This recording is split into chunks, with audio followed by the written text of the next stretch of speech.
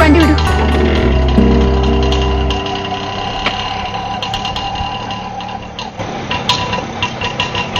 സാറിനെ കാണാൻ ഒരു സ്ത്രീ വന്നിരിക്കുന്നു.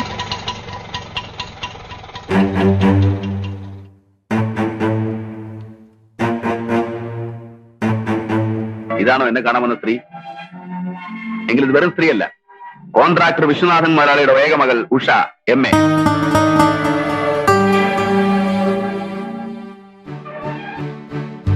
ഇനി ഇവിടെ പരിചയപ്പെടുത്താം. സീത, നാട്ടുകാരും വീട്ടുകാരും വെറുത്ത, സ്നേഹിച്ച പെണ്ണുപോലും ഉപേക്ഷിച്ച ഈ കൊലയാളിയെ ഇവൾ സ്വീകരിച്ചു. കിടക്കാനൊരിടം തന്നു, പിന്നെ പിന്നെ എല്ലാം തന്നു.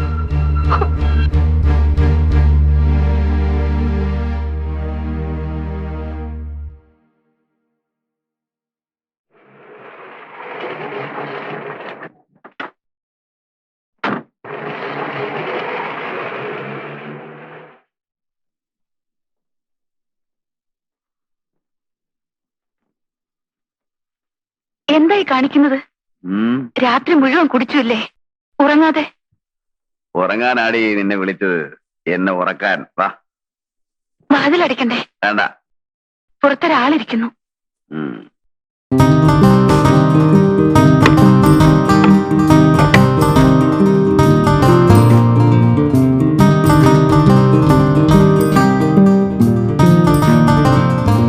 ആദ്യം നീന്താടി ഇങ്ങോട്ട് വരില്ലെന്ന് പറഞ്ഞത്?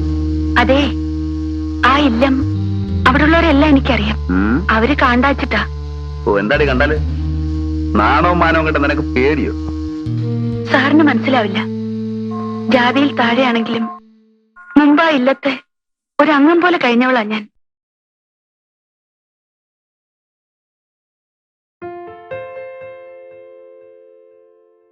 പാട്ടും കളിയും ശ്ലോകം ചൊല്ലലും എന്തൊരു സന്തോഷായിരുന്നു അന്നവിടെ. എല്ലാം പോയി. പ്രാന്തളകിയ അന്തർജനം, വയ്യാണ്ടായ തിരുമേനി, രാവും പകലും അവരെ നോക്കി ദിവസം എണ്ണിക്കഴിയുന്ന മകൾ. ഒരു ആൺകുട്ടി ഉണ്ടായിരുന്നത് സാറിനറിയാലോ. എന്തോന്ന് ഞാൻ മറക്കാൻ ശ്രമിക്കുന്നു, അതെന്നെ ഓർമ്മിപ്പിക്കുന്നു. ഇറങ്ങിപ്പോ.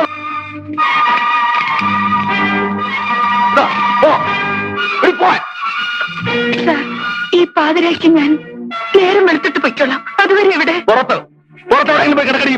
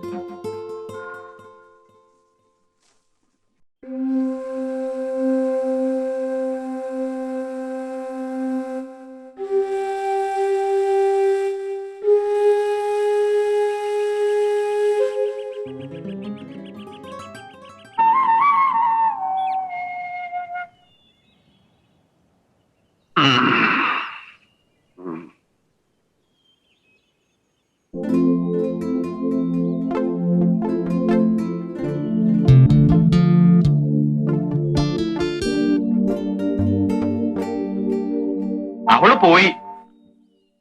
ഇവിടെ നിന്നാ കുളിച്ചു മാറിയത്. ആളുകൾ പറയണത് വെറുതെ അല്ലാട്ടോ. അവള് പിഴയാ, പോലീസ് സേവക്കാരിയാ. പാട്ടി ഒരപേക്ഷയുണ്ട്. തനിച്ചാവുമ്പോ എന്താ അച്ഛാ വിളിച്ചോളൂ, പട്ടീന്നോ പൂച്ചയെന്നോ. പക്ഷേ ആളുകളുടെ മുമ്പിന്ന് തിരുമേനിന്ന് എന്നെ വിളിക്കണം കേട്ടോ. തന്റെ മേനി കണ്ട അങ്ങനെ തോന്നണ്ടേ? കഷ്ടാണേ. എപ്പോഴാ അവള് പോയത്? ഇപ്പോ ഇല്ലത്തേക്കാ. രാധയുടെ പഴയ കൂട്ടുകാരിയല്ലേ, അവിടെ നിന്ന് ഡാൻസ് പഠിച്ചിരുന്നു മുമ്പ്. രാധ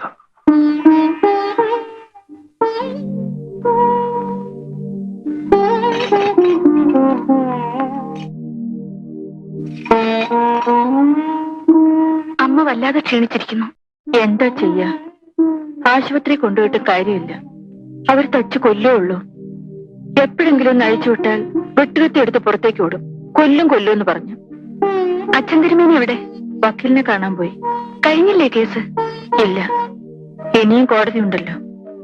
എന്റെ അനിയനെ കൊന്നവരെ അങ്ങനെ വിടില്ല, എല്ലാം വിറ്റ് നശിച്ചാലും. ആ അതിരിക്കട്ടെ, സീത ഉടനെ ഇത്ര കാലത്ത്?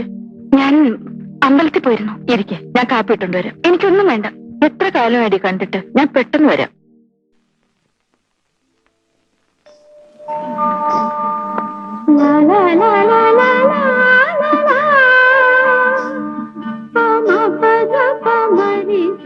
ഞാൻ വന്ന കാരണം പഠിപ്പ് മുടങ്ങിയ കുട്ടികളെ കളിച്ചോളൂ, ഞാൻ ചൊല്ലിത്തരാം.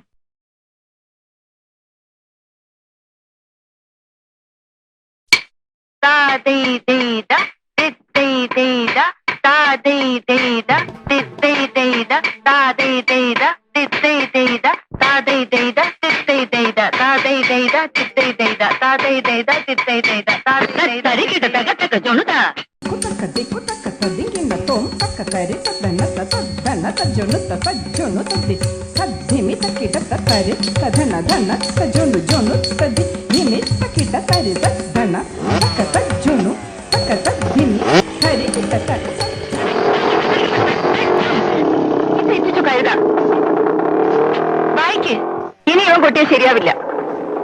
വന്നിരിക്കുന്ന കൂട്ടുകാരൻ ചെല്ല്.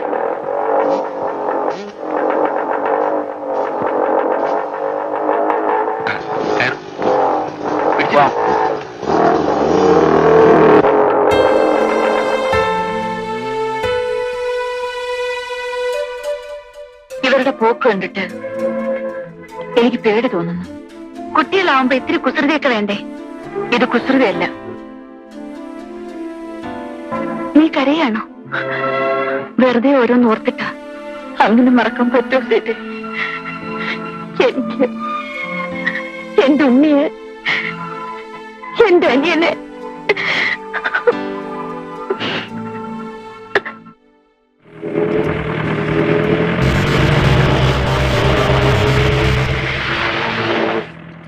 ആ പോയത് എനിക്കൊരു സംശയം. സംശയിക്കേണ്ട വാസു, ബലറാം സാർ തന്നെ കരടി പിടിക്കുമോ നമ്മളെ?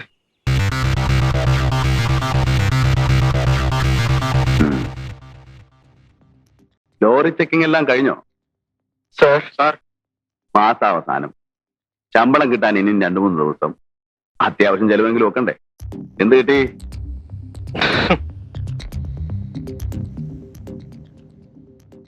എന്താ തന്റെ പേര്? ഇനി അങ്ങനെ ചെയ്യില്ല സാർ. പേര് പറയണോ? വാസു.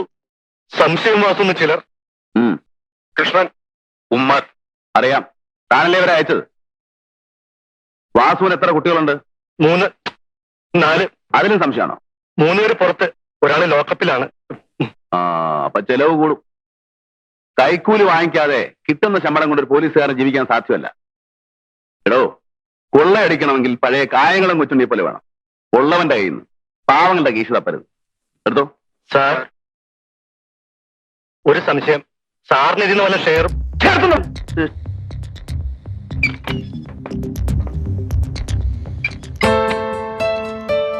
വത്സല എല്ലാം നോക്കിക്കൊള്ളണേ. ഇനി എന്റെ ഗുമസ്തനെ കണ്ടാ മതി. മോന് നല്ല പനിയുണ്ട്. അതിന് ഞാൻ ഡോക്ടറല്ലല്ലോ. വൈകിട്ട് കോളേജ് വിട്ട് വരില്ലേ, കൊണ്ടുപോയി കാണിക്കാരെന്ന് വെച്ചാൽ. ഉഷേ, നീ അച്ഛനെ എഴുതിയില്ലേ? താമസിച്ചാൽ വസ്തു വേറെ ആണുങ്ങൾ വാങ്ങിക്കും. എന്റെ കക്ഷികളായതുകൊണ്ടാണ് വില കുറച്ച് തരുന്നത്. ഒരു ഡിസ്പ്യൂട്ടുള്ള എസ്റ്റേറ്റ് ആണ്, ചുളു വിലക്ക് കിട്ടും. തൽക്കാലം ഒരു 3 ലക്ഷമെങ്കിലും അച്ഛനോട് വാങ്ങിക്കേ, ബാക്കി ഞാൻ ഒപ്പിച്ചോളാം. നിങ്ങൾ തന്നെ ചോദിച്ചോളൂ, എനിക്ക് കഴിയില്ല. നിങ്ങളെന്നെ ക്വാർട്ടേഴ്സിൽ തിരക്കെന്ന് പറഞ്ഞു. ഇരിക്കൂ. അത്യാവശ്യ കാര്യമാണെന്ന് ആ തിരുമേനിയാ പറഞ്ഞത്. ഉവ്, നമ്മൾ തമ്മിൽ കണ്ടിട്ടുള്ളത് കോടതിയിൽ വെച്ചാണ്. പിന്നെ ഇന്നലെ ഇവിടത്തെ ബഹളത്തിനിടയ്ക്ക് ഒന്നും ചോദിക്കാൻ പറ്റിയില്ല. പറയൂ, എന്താ വേണ്ടത്? മടിക്കണ്ട, എന്നാൽ കഴിയുന്ന എന്ത് സഹായവും. അച്ഛാ, എന്തിനാ മനുഷ്യരോടെ കയറ്റിയത്? അവളെ അരുത്. മിസ്റ്റർ നമ്പൂതിരി, ഞാൻ പോകുന്നു. വെക്കൂ, അവൾ പറഞ്ഞ കാര്യമാക്കിയിട്ട. ഇതുവരെ ഞാൻ അനുഭവിച്ച വേദനയിലധികം ദൈവം ഒരാൾക്കും കൊടുക്കില്ലെന്ന് കരുതിയവളാ ഞാൻ. പിന്നെയും ഏതൊരു മനുഷ്യനെ ഞാൻ കൂടുതൽ വെറുത്തുവോ എന്നും അയാളുടെ മുഖം തന്നെ കാണേണ്ട ഗതികളാണ് എനിക്ക് വിധിച്ചത്.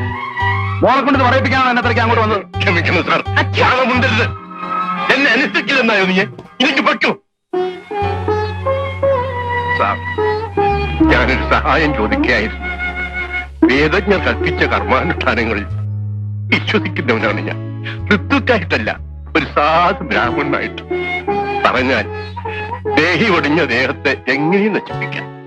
ജഡത്തിന് അരണികടഞ്ഞാളിക്കാക്കിനെയും അടുമരം കത്തിച്ച തീയും ഈ മണ്ണും തീർത്ഥവും ചളിക്കുണ്ടും ഒക്കെ ഒരുപോലെയാണ്. എന്നാൽ ദേഹം വെടിഞ്ഞ ആത്മാവിന് മുക്തി നേടാൻ ദേഹത്തിൽ ജീവിച്ചിരിക്കുന്നവർ കർമ്മങ്ങൾ ചെയ്യണം. ഈ സാധു ബ്രാഹ്മണൻ സാറിനോട് യാചിക്കുന്ന ഭിക്ഷ അതാണ്. എന്റെ മകന്റെ ആത്മാവ് ഗതി കിട്ടാതെ അറിയാതിരിക്കാൻ അന്ത്യകർമ്മങ്ങൾ ചെയ്യണം.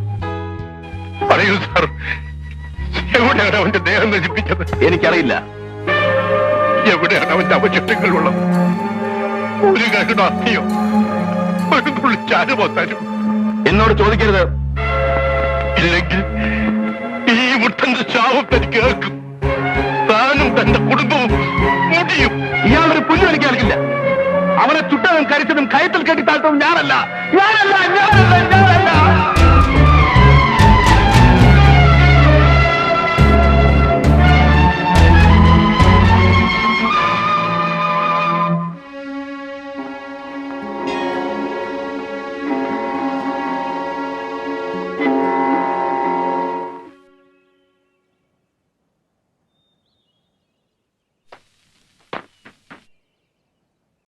സാർ,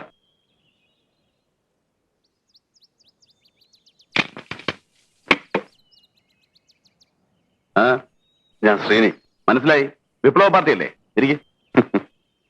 ഇപ്പോ സ്പെഷ്യൽ കറസ്പോണ്ടന്റ് ആണ് പ്രതാപം കലാവാരികയുടെ. കലാവാരികയോ? കലയേക്കാൾ കൊലയുമായിട്ടല്ലേ തനിക്ക് കൂടുതൽ ബന്ധം? ഒരു പാവം പോലീസുകാരനെ വെട്ടിക്കൊന്ന ആ ചോരയിൽ കൈമുക്കി ചുവരിൽ പതിപ്പിച്ചവനല്ലേ നീ? ആ കാര്യം ഓർമ്മിപ്പിക്കരുത് സാർ. ഞാൻ ആ പ്രസ്ഥാനം വിട്ടു. പിന്നെന്താ ഇങ്ങോട്ട് വന്നത്? വാരികയിൽ തുടർച്ചയായി എന്റെ ഒരു ഫീച്ചർ ആരംഭിച്ചിട്ടുണ്ട്. തടവുകാരുടെ അവശത, ജയിൽ പരിഷ്കരണം. അത് ആവശ്യമാണ്. പ്രത്യേകിച്ച് തന്നെ പോലെ കൊല്ലും കൊലയും നടത്തി അവിടെ ചെല്ലുന്നവർക്ക് പൊറുക്കാൻ ജയിലിൽ സൗകര്യങ്ങൾ കുറവാണ്. ജയിൽ ഈ സുഖം പോരടോ. സാർ എന്തായി പറയുന്നത്? തടവുകാരുടെ ബേസിക് നീഡ്സ് മുഴുപ്പട്ടിനായിട്ട് കോടിക്കണക്കിന് ജനം ജയിലിൽ പുറത്തുണ്ടോ? വയർ നിറച്ച ആഹാരം, കിടന്നുറങ്ങാൻ ഉറപ്പുള്ള കെട്ടിടം, കറണ്ട്, റേഡിയോ, പിന്നെ എന്തൊക്കെ വേണം ജയിലില്? പിന്നെ ലേസി വേണോ? ടി വി വേണോ? ചൈനീസ് ഫുഡ് വേണോ? നമ്മൾ തർക്കിക്കണ്ട. ഞാൻ വന്നത് മറ്റൊരു കാര്യത്തിനാണ്. പറയണം. സത്യരാജ് എന്ന പുള്ളിയെ 2 തവണ അറസ്റ്റ് ചെയ്ത ആളാണല്ലോ സാറ്. ആ പുള്ളിയെ കുറിച്ച് എനിക്ക് ചില കാര്യങ്ങൾ അറിയണം. ദിവസവും പത്രങ്ങളിൽ അടിച്ചു വരുന്നുണ്ടല്ലോ അവൻ ചെയ്ത കൊലയും വീരസാഹസങ്ങളും ഒക്കെ. നാട്ടുകാരുടെ ഹീറോ ഇപ്പൊ സത്യരാജല്ലേ? കറക്റ്റ്. എന്റെ അറ്റംപ്റ്റ് ന്യൂസ് കോളത്തിനല്ല, പുസ്തക രൂപത്തിൽ അവന്റെ life, I mean A biography. ജനം വായിച്ചു പഠിക്കട്ടെ അല്ലേ? നല്ല മാറ്റർ വേണം. അതിന് സാറിന്റെ ഒരു സഹായം നേരിടോ. കൊള്ളയും കൊലയും ബലാത്സംഗവും നടത്തി ജീവിച്ച ഒരു നാരിയുടെ രോഗം പഠിക്കാൻ തനിക്ക് ഞാൻ കത്തി വെച്ചിരുന്നു. അല്ല, ഇയാൾ ചൂടാവാ പട്ടി. മിസ്റ്റർ ഒരു പത്രപ്രവർത്തകൻ അപമാനിച്ചു. നീ എന്തോ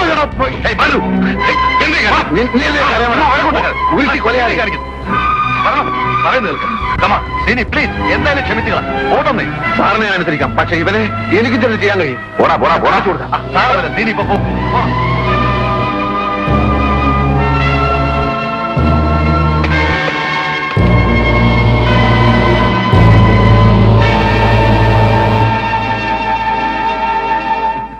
എന്തിനാടോ ആ പാവത്തിന്? തനിക്ക് വേറെ ഇരയൊന്നും കിട്ടിയില്ലേ? എനിക്ക് മറ്റേ വർത്താൻ പറയത്. പാവം കൊള്ള റാസ്കിൽ വന്നിരിക്കുന്നു. Indian jails where money open store. വായിച്ചില്ലേ? ഈ ജയിലിന്റെ വാതിൽ തുറക്കാൻ പണം വേണം.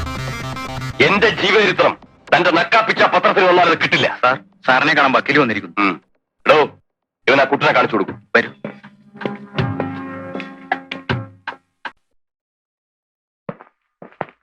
ഏതാ കൂട്ടൻ? കള്ളൻകുട്ടൻ. ഇവിടുത്തെ സ്ഥിരം പുള്ളിയാ. ഇന്നോ നാളെ വിടും. ആ, ഇതാ പുള്ളി. ഇതിനകത്ത് കാണേണ്ടവരെ വേണ്ടതുപോലെ കണ്ട് എല്ലാ ഏർപ്പാടുകളും ചെയ്തിട്ടുണ്ട്. ഇനി അത് പോരാതെ വരികയാണെങ്കിൽ ലിക്കറോ ഫുഡോ എന്നെ ഇവിടെ എന്താ സ്ഥിരമായി താമസിപ്പിക്കാനാണോ ഉദ്ദേശം? എടോ വക്കീലേ, ഒരു കൊലക്കേസിൽ ഞാൻ ഒഴിവായിട്ടുള്ളൂ. വേറെയും കിടക്കുന്നു, ബോംബെയിലും തിരുവനന്തപുരത്തും കാസർഗോട്ടും ഒക്കെ. പിന്നെ എനിക്കറിയാം. അറിയില്ല എന്നെ ഇവിടുന്ന് എപ്പോഴാ മാറ്റുന്നത്. അതിനിടയ്ക്ക് ഞാനിവിടുന്ന് രക്ഷപ്പെട്ടില്ലെങ്കിൽ എന്റെ കഴുത്തിന് കയറ് വീഴും. എല്ലാം ശരിപ്പെടുത്താമെന്നേ. ഇല്ലെങ്കിൽ എന്നെ ഇവിടെ വരുത്തിച്ച യോഗ്യന്മാരെ ഞാൻ ഇവിടെ വരുത്തും. വിസിറ്റേഴ്സ് ആയിട്ടല്ല, തടവുകാരായിട്ട്. അതിനുവേണ്ട തെളിവുകൾ എന്തെങ്കിലും ഉണ്ട്? അതൊക്കെ സൂപ്രണ്ട് മറ്റും അപ്പുറത്തുണ്ട്. അവന്മാരെ കൊണ്ട് എന്റെ വായടപ്പിക്കാൻ നോക്കുകയാണ്. അങ്ങനെ വല്ല പ്ലാനും ഉണ്ടെങ്കിൽ ഞാൻ നേരത്തെ പറയാം. എന്റെ ശവം ചൂടാറും മുമ്പ് എല്ലാ തെളിവുകളും എത്തേണ്ടിടത്തെത്തും. അതിനുള്ള ഏർപ്പാട് ഞാൻ ചെയ്തിട്ടുണ്ട്. സിമന്റ് കച്ചവടത്തിന്റെ മാത്രമല്ല, അവന്മാർ ചെയ്തിട്ടുള്ള പൊന്നും വെള്ളിയും സ്പിരിറ്റും ഡ്രഗ്സും. അങ്ങനെയൊന്നും സംഭവിക്കില്ല സത്യരാജ്, ഞാൻ ഏറ്റു. എങ്കിലും എന്നെ പുറത്തു കിടത്തും, എത്രയും വേഗം. സർക്കിൾ ഇൻസ്പെക്ടർ ബൽറാമിന്റെ മർദ്ദനം തുടരുന്നു. ഫറൂഖ് അഴിഞ്ഞലം ഭാഗത്ത് നിന്നാണ് 25-കാരനായ കുട്ടൻ എന്ന യുവാവിനെ ഈ CI കസ്റ്റഡിയിലെടുത്തത്. വായിക്കണോ? കേൾക്കട്ടെ, എന്നെ പറ്റില്ലേ? അടിച്ചും ഇടിച്ചും കുട്ടനെ കൊണ്ട് കുറ്റം സമ്മതിപ്പിക്കുകയാണ് ഇത്രേ ഉണ്ടായത്. ഈ ബൽറാമിന് നാട്ടുകാർ നൽകിയ ഓമന പേരാണ്. എന്താ നിർത്തിക്കളഞ്ഞത്? സാർ, ഒരു സംശയം. സാറിന് വായിച്ചാൽ ഇഷ്ടപ്പെടുവാവോ? ഓമന പേരാണ് കരടി ബാലു എന്ന്. ക്രൂരനായ ഈ മനുഷ്യക്കരടിയുടെ ഇടിയും തൊഴിയും പ്രസിദ്ധമാണ്. കളവ് തെളിയിക്കാൻ നൂറ്റാണ്ടുകൾക്കപ്പുറത്ത് ജീവിച്ച പ്രാകൃത മനുഷ്യരുടെ കാടൻ രീതിയാണ് ഇയാൾ ഇന്നും സ്വീകരിച്ചു വരുന്നത്. ഒരു സ്ത്രീനി. ജയിലിൽ നിന്നവനെ പുറത്ത് ചാരിക്കാനല്ല പ്രയാസം, ഈ നാട്ടിൽ നിന്നവനെ കടത്തിവിടണ്ടേ? കഴിഞ്ഞ തവണ പറ്റിയ അബദ്ധം ഓർമ്മയുണ്ടല്ലോ. ഇനിയും താമസിച്ച കുഴപ്പമാണ്. മറ്റു കേസുകളിൽ നിന്ന് സത്യരാജനെ രക്ഷപ്പെടുത്താൻ നമുക്ക് കഴിയില്ല. ബോംബെക്കോ മറ്റോ കൊണ്ടുപോയാൽ പിന്നെ അപ്പൊ എന്ത് ചെയ്യും വിൻസെന്റ്? അവനെ ഉടനെ ജയിലിൽ നിന്ന് പുറത്ത് അടിക്കണം. ബാക്കി കാര്യങ്ങൾ നമുക്ക് പിന്നെ ആലോചിക്കാവുന്നേ. ആദ്യം അത് ആലോചിക്കണം മിസ്റ്റർ. പുറത്തു വന്നാൽ ഉടനെ അവനെ പുറം രാജ്യത്ത് കയറ്റാൻ ഒക്കുവോ? ഷിപ്പിലായാലും പ്ലെയിനിലായാലും സൂക്ഷിച്ചു വേണം ചെയ്യാൻ. പ്രോപ്പറായി പ്ലാൻ ചെയ്യാതെ പറ്റില്ല.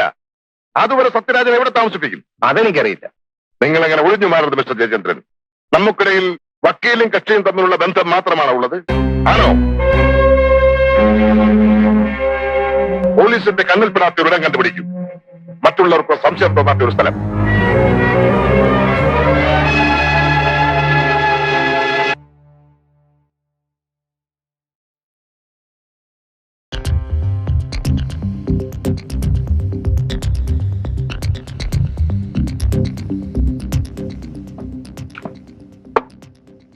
സാർ, ഒരു സംശയം. ഇതിന്റെ കാശ് ഞാൻ കൊടുക്കും. മുഴുവൻ കഴിക്കേ. ഇനി വയ്യ സാർ. എന്നാ എനിക്ക് കാര്യം പറയാം.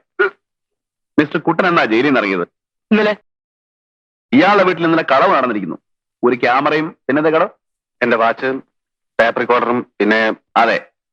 മിസ്റ്റർ കുട്ടൻ, നിങ്ങൾ ഇന്നലെ അവിടെ ജയിലനുഭവം പറയാൻ പോയിരുന്നു. സാർ, പക്ഷെ ഞാനൊന്നും കട്ടില്ല. പൊന്നുകുട്ടാ, സത്യം പറയും. സത്യമാണ് സാർ, എന്താ ഭഗവതിയാണ് സത്യം. ശ്രീനി, ഇതിലും വലിയൊരു സത്യം ഇനി വേറെ ഇല്ല. താൻ പോയി കൈ കഴുകിട്ട് വാ. സാർ, ഇവനാണ് കട്ടതെന്ന് എനിക്ക് ഉറപ്പുണ്ട്. ഞങ്ങൾക്കും ഉറപ്പുണ്ട്. അതുപോരല്ലോ, കുട്ടൻ സമ്മതിക്കണ്ടേ? നിങ്ങൾ കണ്ടിരിക്കുകയല്ലേ, ഞാൻ അവന് ബിരിയാണി വാങ്ങിച്ചു കൊടുത്തു, ചായയും സിഗരറ്റും കൊടുത്ത് സൽക്കരിച്ചു, താണുകയാണ് ചോദിച്ചു, എന്നിട്ടും പറഞ്ഞില്ല. പിന്നെ സത്യം തെളിയിക്കാൻ ഞങ്ങൾക്കൊരു മുറയുണ്ട്. പക്ഷേ അതെടുത്താൽ നിങ്ങളെപ്പോലുള്ള പത്രക്കാർ എഴുതില്ലേ തെറി അല്ലോ? സാർ, എന്തായാലും എനിക്ക് എന്റെ ക്യാമറ കിട്ടണം. പല പല സെന്റിമെന്റ്സ് ഉള്ള. അത് ശരി. കുട്ടൻ വരൂ. കുട്ടൻ ഇന്നലെ മോട്ടിച്ച സാധനങ്ങളൊക്കെ എന്ത് ചെയ്തു? ഏത് സാറും പറയണം. അത് ആർക്ക് വിറ്റു? വിറ്റില്ല സാർ. ഞാൻ ചത്തുപോകും. പറ, എന്ത് ചെയ്തത്? ചത്തുപോണേ. പഠിക്കാനായിട്ടോ? കക്കൂസിന് വലിയൊരു പൈപ്പിൽ വെച്ച് ബാക്കി മുഖത്തോട്ട് പള്ളിപ്പറമ്പിൽ കുഴിച്ചിട്ട് സാർ. അവിടെ മയ്യത്ത് വെക്കാൻ തന്നെ സ്ഥലമില്ല. അപ്പോഴാണ് നിന്റെ കളവ് മതി. വാതോ ആ താനും വയ്ക്കോ.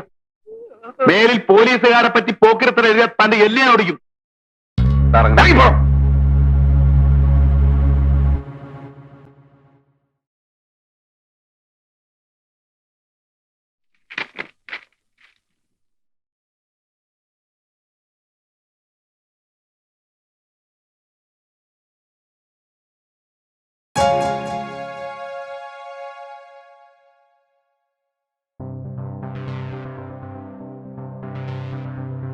നിർമ്മൽ, ആ പുസ്തകം തരൂ.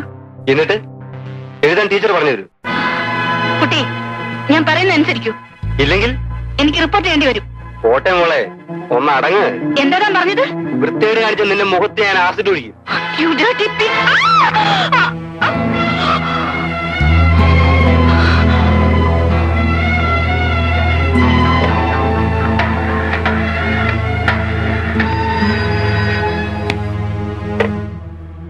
പോലീസ് സ്റ്റേഷൻ ഏത് കോളേജില്? വകുപ്പ് ഏതായാലും റഷീദ് പേടിക്കണ്ട. കേസിന്റെ കാര്യം ഞാൻ ഏറ്റുന്നേ. അതിന് മന്ത്രി ഡൽഹിയിൽ പോയിരിക്കല്ലേ. വരട്ടെ. വേണ്ട വേണ്ട, പുള്ളിക്കാരൻ പ്രൈം മിനിസ്റ്ററെ കണ്ടേച്ച് ഉടനെ തന്നെ ഇങ്ങോട്ട് വിളിക്കും. ആ ഓക്കെ. ആ സിറ്റിയിൽ മിനിഞ്ഞാന്ന് ചാർജ് എടുത്തു അല്ലേ? തൊട്ടടുത്ത വീടായിട്ടും ഇതുവരെ നിങ്ങൾ കയറിയില്ലല്ലോ. ആയിരിക്കേ? വേണ്ട. അത് കൊള്ളാം. നിങ്ങളുടെ ഹോം മിനിസ്റ്ററും ഇതുപോലെയാ. ആള് മന്ത്രിയൊക്കെ ആണെങ്കിലും എന്റെ മുമ്പിൽ ഇരിക്കാൻ മടിയാ. അല്ല, കാര്യമുണ്ട്. അവന് രാഷ്ട്രീയത്തിൽ ഇറക്കിയതും പൊക്കിയതും ഒക്കെ ഞാനാ. അതിരിക്കട്ടെ, കുടിക്കാൻ എന്താ എടുക്കേണ്ടത്? കാപ്പിയോ ചായയോ അല്ലെങ്കിൽ? ഒന്നും വേണ്ട. അത് പറ്റില്ല.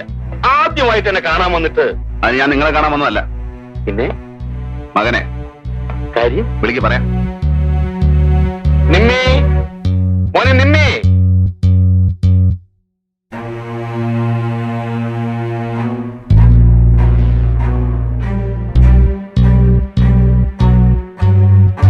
നിർമ്മൽ ഹാസൻ എന്നല്ലേ പേര്? അതെ. താൻ എന്റെ കൂടെ സ്റ്റേഷൻ വരെ ഒന്ന് വരണം. എന്തിന്? പരീക്ഷാ ഹാളിൽ കുഴപ്പമുണ്ടാക്കിയില്ലേ അതിന്. എന്തു കുഴപ്പം? അതൊക്കെ വേണ്ടപ്പെട്ടവർ അന്വേഷിച്ചിട്ടുണ്ട്. കോളേജിൽ നിന്നാണ് ഞങ്ങൾ വരുന്നേ. പടം തനിക്ക് ഞാൻ ആരാണെന്നറിയോ? അറിയാം. ഇവിടുത്തെ രാഷ്ട്രീയത്തിലെ കിങ് മേക്കറാണ്, ബിസിനസ്സുകാരനാണ്. മന്ത്രിമാരുടെയും ഉദ്യോഗസ്ഥന്മാരുടെയും പണക്കാരുടെയും ഇടയിൽ സ്വാധീനമുള്ളവനാണ്, ശക്തനാണ്. പിന്നെ സാറിനെ കുറിച്ച് എനിക്ക് ഒന്നുകൂടെ അറിയാം. തിരുവനന്തപുരത്തെ പ്രമാണിമാർക്ക് പെണ്ണ് കൂട്ടിക്കൊടുത്ത് കാശുണ്ടാക്കുന്നവൻ, റോയൽ പിം. എടോ, നീ എന്താ പറഞ്ഞത്? മിസ്റ്റർ വെറുതെ കാണാവുന്ന വർത്തമാനം പറഞ്ഞാൽ എന്റെ ജോലി മുടക്കരുത്. ഇല്ലേ, എന്റെ മോനെ കസ്റ്റഡിയിലെടുക്കാൻ തന്റെ ഒരു അറസ്റ്റ് വാറണ്ടുണ്ടോ? അതൊക്കെ ഉണ്ടാവും. മര്യാദക്ക് ചെറുക്കനെ ഇറക്കിക്കൊണ്ടുപോകാൻ സമ്മതിച്ചില്ലെങ്കിൽ ഞങ്ങൾക്ക് ബലം പ്രയോഗിക്കേണ്ടി വരും. പറ.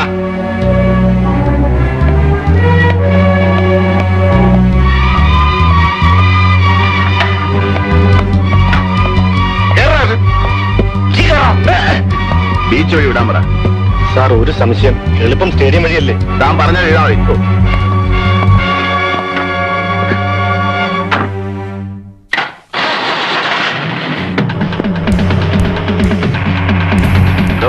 പരീക്ഷയ്ക്ക് കോപ്പി അടിക്കുന്നവൻ കഷ്ടപ്പെട്ട് പഠിക്കുന്ന വിദ്യാർത്ഥികളെ തോൽപ്പിക്കുകയല്ലേ? അക്കാപ്പിച്ചയ്ക്ക് സമരിക്കുന്ന തന്നെപ്പോലുള്ള തന്തക്ക് പറക്കാത്ത നേതാക്കന്മാരത് കാണില്ല. ഒരു പാവൻ ടീച്ചറെ ഈ അന്യായം ചേർത്താൽ ശിക്ഷിക്കണോ? ഞാൻ കോപ്പി അടിച്ചതിനല്ല അവൻ എന്നെ. ആവണോ?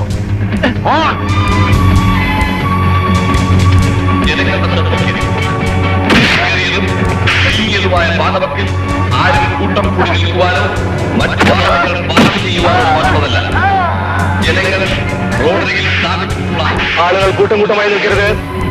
ആ ഓട്ടോറിക്ഷ മാറ്റണം. KRD അവിടുത്തെ മാറ്റണം. നിങ്ങളുടെ സുരക്ഷിതത്വമാണ് ഞങ്ങളുടെ സേവന ലക്ഷ്യം. അതിനായി പൂർണ്ണമായി ഞങ്ങൾ സഹകരിക്കുന്നു.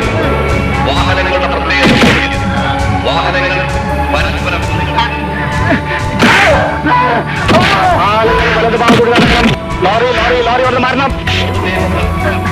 ടീച്ചറുടെ മുഖത്ത് യാത്ര ഒഴിക്കോടാ. ഇല്ല സർ, ഞാൻ പറയില്ല. ടീച്ചറെ കൈ കീറി മുറിക്കോടാ. ഇല്ല സർ, ചെയ്യില്ല. ഞങ്ങൾ നിന്നെ ഇടിച്ച് നീ ആരോടെങ്കിലും പറഞ്ഞു തന്നിട്ട് നാവിയാൻ പിഴർത്തോളി. മനസ്സിലാകണം. വാഹനങ്ങൾ തമ്മിലുള്ള ശബ്ദം.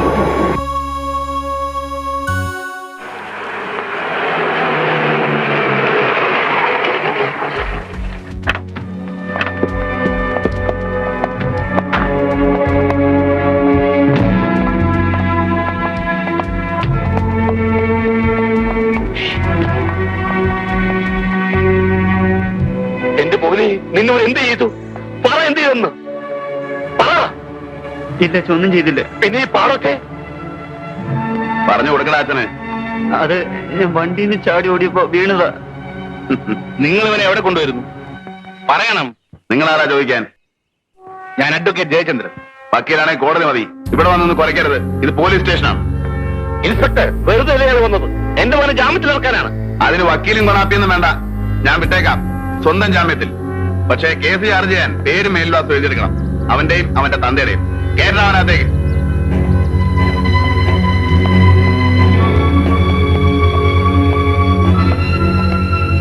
സാറിനോട് കോളം. ഞാനിവിടെ ഇല്ലെന്ന് പറ. തിരുവനന്തപുരത്ത് നിന്ന്. അറിയാം മിസ്റ്റർ. വലിയവന്റെ മക്കളെ പിടിച്ചാൽ തിരുവനന്തപുരത്ത് നിന്ന് വിളിക്കൂ. പറഞ്ഞേര് പെട്ടെന്ന്.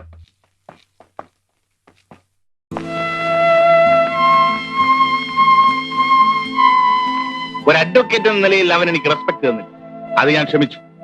എന്നാൽ നിന്റെ കാര്യത്തിൽ അവൻ കാണിച്ച അമിതമായ താല്പര്യമാണ് എന്നെ ഇറിറ്റേറ്റ് ചെയ്യും. ഏതവന്റെ കാര്യമാണ്? ഇൻസ്പെക്ടർ ബൽറാം, നിന്റെ കൈ മുറിഞ്ഞതിൽ എന്നേക്കാൾ വേദന അവനാണ്. ആ പൂർവകാമുകയല്ലേ, സഹിക്കുന്നുണ്ടാവില്ല. എന്തിനാ ആവശ്യമില്ലാത്തത് പറയുന്നത്? ആവശ്യമില്ലാത്ത വാശി അവനാണ്. ഈ കേസ് രാജിയാവാൻ അവൻ സമ്മതിച്ചില്ല. ഭാര്യയ്ക്ക് പരാതിയില്ലെന്ന് ഭർത്താവായ ഞാൻ പറഞ്ഞിട്ടും കേട്ടില്ല. കേസ് ചാർജ് ചെയ്തു. ഇതെങ്ങനെ നേരിടണമെന്ന് എനിക്കറിയാം. നീ എനിക്കൊരു സ്റ്റേറ്റ്മെന്റ് എഴുതി തരണം. എന്ത് സ്റ്റേറ്റ്മെന്റ്? പരീക്ഷാ ഹാളിൽ എഴുതിക്കൊണ്ടിരുന്ന കുട്ടിയുടെ ഉത്തരക്കടലാസിൽ കൈവച്ചപ്പോൾ അതിനകത്തിരുന്ന ബ്ലേഡ് അബദ്ധത്തിൽ കയ്യിൽ തട്ടിയതാണ്. സത്യം അതല്ല. അവൻ എന്റെ കൈ കീറി മുറിച്ചതാണ്. ആയിരിക്കാം. എന്നാൽ കോടതിയിൽ പ്രതിഭാഗം വക്കീൽ എന്ന നിലയിൽ അന്യായക്കാരിയായ നിന്നെ വിസ്തരിക്കാൻ ഞാൻ തയ്യാറല്ല. പയ്യന്റെ അച്ഛൻ ചന്ദ്രഹാസൻ ആരാണെന്ന് നിനക്കറിയാമോ? രാഷ്ട്രീയക്കാരിൽ വെറും തറയല്ല അദ്ദേഹം. Highly influential and immensely rich. അങ്ങേരുടെ മകനോട് തെറ്റ് ചെയ്താൽ അത് നമുക്ക് അങ്ങ് ക്ഷമിക്കാവുന്നതേ. ഞാൻ ക്ഷമിക്കില്ല. ഈ കേസ് കോംപ്രമൈസ് ആക്കാൻ ഞാൻ കൂട്ടു നിൽക്കില്ല. You must. ഇതെന്റെ പ്രസ്റ്റീജിയസ് ഇഷ്യൂ. നീ എഴുതി തരണം. പ്ലീസ്, എന്നെ കമ്പനി എഴുതി ചെയ്യട്ടാ. പ്ലീസ്. ഓക്കെ, ഞാൻ നിന്നെ നിർബന്ധിക്കില്ല. But you know Usha, it is a duel between me and the inspector Balram. നീ ആരുടെ ഭാഗത്താണെന്ന് എനിക്കറിയാം. എന്റെ ഭാര്യയായിട്ട് ഇവിടെ കഴിയണമെങ്കിൽ ആ സ്റ്റേറ്റ്മെന്റ് എഴുതി തന്നേ പറ്റൂ. The choice is left U.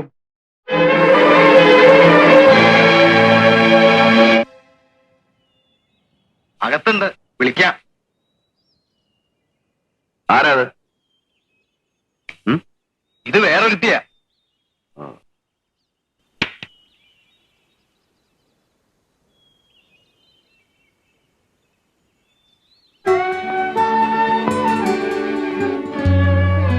Mrs ജയന്ദ്രൻ ഇവിടെ? ഞാൻ ഇന്നലെ കൊടുത്ത കംപ്ലൈന്റ് കഴിയുമെങ്കിൽ വിഡ്രോ ചെയ്യാൻ. എനിക്ക് നേരത്തെ തോന്നിയിരുന്നു. അഡ്വക്കേറ്റ് ജയന്ദ്രന്റെ വാദം കേട്ടപ്പോ അയാളുടെ ഭാര്യ പ്രതിഭാഗം ചേരുന്നു. It's all right. I'm sorry. ഒന്നും പറയണ്ട. ഞങ്ങൾക്കിതൊരു പുതിയ അനുഭവമൊന്നുമല്ല. വെട്ടും കൊലയും നടത്തിയപ്പോൾ തന്നെ അവസാനം ഒത്തുചേരും. ഇടയിൽ കഷ്ടപ്പെട്ട് കേസന്വേഷിച്ച പോലീസുകാരന്റെ വായിൽ പച്ചത്തെറിയ എന്റെ നാവിൽ വരുന്നേ. ഞാനൊന്നും പറയുന്നില്ല. പക്ഷേ നിങ്ങൾ ഈ ചെറിയ കാര്യത്തിന് ഇവിടെ വരേണ്ട കാര്യമില്ലായിരുന്നു. എന്റെ ഗതികേടുമുണ്ട്, അല്ലെങ്കിൽ കുറ്റബോധമുണ്ട്. അഡ്വക്കേറ്റ് ജയചന്ദ്രന്റെ ഭാര്യയ്ക്ക് ഗതികേടുണ്ടെന്ന് പറഞ്ഞാൽ ഞാനത് വിശ്വസിക്കില്ല. പിന്നെ കുറ്റബോധം ഒഫീഷ്യൽ ഡ്യൂട്ടിയിൽ എന്നെ വഴിതെറ്റിച്ചതിലേ ഉള്ളൂ. പേഴ്സണൽ ലൈഫിൽ എന്നെ വഞ്ചിച്ചതിലില്ല. ഞാൻ ആരെയും വഞ്ചിച്ചിട്ടില്ല. മറ്റൊരാണിന്റെ ഗർഭം ധരിച്ച് നിനക്കത് പറയാമോ? മിസ്റ്റർ ബൽറാം, ആ ആണിന്റെ ഭാര്യയാണ് ഞാൻ. അദ്ദേഹത്തിന്റെ കുഞ്ഞിന്റെ അമ്മയായെങ്കിൽ അതെന്റെ കുറ്റവുമല്ല. ഓ, ക്രെഡിറ്റ് ആയിരിക്കും. കുറ്റം എന്റെ തന്നെയാ. വർഷങ്ങൾ അടുത്ത് പെരുമാറിയിട്ടും മണിക്കൂറുകളോളം തനിച്ചൊരുമിച്ചുണ്ടായിട്ടും നിനക്കൊന്നും നഷ്ടപ്പെട്ടില്ലല്ലോ. വിദ്യയായി എനിക്ക് നിന്നോട് ആരാധനയായിരുന്നു, ഡിവൈൻ ലവ്. പകരം ഒരു ഡെവിൾ മോളസ്റ്റ് ആവാൻ എനിക്ക് കഴിഞ്ഞില്ല. അതിലേ എനിക്ക് ദുഃഖമുള്ളൂ. എന്നെ പഴിചാരി നിങ്ങൾ ശുദ്ധനാവാൻ നോക്കുകയാണോ? ഹേയ്, എനിക്കെന്ത് ശുദ്ധത. ഞാൻ എന്നും കുടിക്കും, തോന്നുമ്പോഴൊക്കെ വ്യഭിചരിക്കും. എനിക്കറിയാം. ഇന്ന് എന്റെ ഭാഗം നിങ്ങൾ കേൾക്കണം. കൺഫെഷൻ ആണെങ്കിൽ വേണ്ട. വീടും കുടുംബവുമായി കഴിയുന്ന എനിക്ക് പഴയ കഥകൾ ഓർത്ത് കരയാൻ നേരമില്ല. അന്ന് എന്റെ അച്ഛനും നിങ്ങളും തമ്മിലുണ്ടായ വഴക്കിൽ ഞാൻ മാറി നിന്നത് ഒരു ഭാവവും ചേരാൻ പറ്റാത്തത് കൊണ്ട്. പിന്നീട് അച്ഛനെ കൊണ്ട് സമ്മതിപ്പിക്കാമെന്നാണ് ഞാൻ കരുതിയത്. അതിൽ തോറ്റപ്പോൾ വീടുപേക്ഷിച്ചിറങ്ങി തിരിച്ചവളാ ഞാൻ. നിങ്ങളെ അന്വേഷിച്ച് പലരും പലതും പറഞ്ഞു കേട്ടു. ഞാൻ വിശ്വസിച്ചില്ല. ഒടുവിൽ ഞാൻ കണ്ടത് എവിടെ വെച്ചാണെന്നറിയാലോ.